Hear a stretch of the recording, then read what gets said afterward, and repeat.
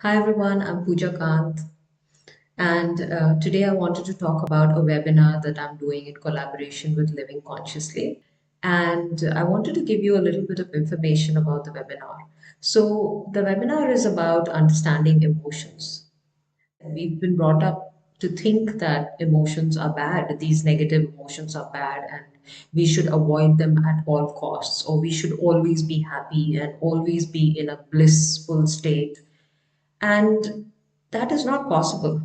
It's not possible to always be in a blissful state and be happy, because all these emotions, they're very crucial to our emotional and mental well-being. And we have enormous research in this area that says that emotions provide protection, connection, creativity, and you cannot feel just good emotions. You cannot just have joy and contentment and satisfaction. You will have emotions that are unpleasant, that will be uncomfortable for you to deal with. But once you learn how to work with these emotions like anger, shame, guilt, envy, jealousy, once you fear, all of these are important emotions, and we'll discuss in the webinar how you can work with these emotions rather than against them.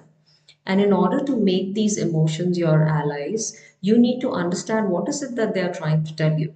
Instead of suppressing them and repressing them or acting on them, for example, if you're angry, you would suppress or you would act out by yelling and getting aggressive or passive aggressive. All of these are ways in which we cope with emotions, and these are very unhealthy ways of coping with emotions.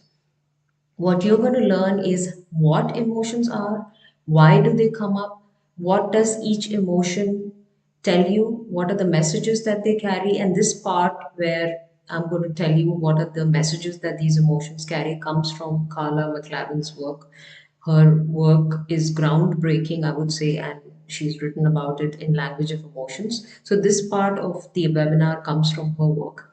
And then there's more. How do you really cope with emotions? What should you do when emotions arise? Because, like I said, suppressing and on them, acting out on them rather, is not really helpful. You need to take the message and make your decisions around those messages by understanding those messages. So the webinar is all about understanding emotions. And believe me, once you start understanding why the emotions are there, you will stop fearing them.